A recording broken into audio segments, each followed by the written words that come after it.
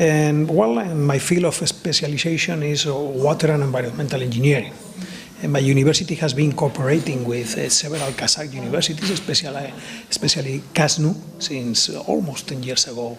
And this is my, I think, fourth time in KAZNU, and I'm very pleased to be here visiting colleagues that have been cooperating with us in other projects. I'm the responsibles of the department of the Faculty of Geography in order to cooperate in the development of the program, the new program in hydrology, a program that will be in English, that wants to reach the highest international standards.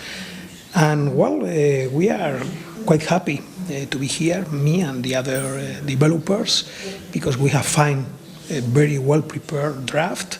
We are contributing as much as possible using our experience in research and also in the development of technical studies. And I think it's going to be a very successful program, and we congratulate the university for this initiative.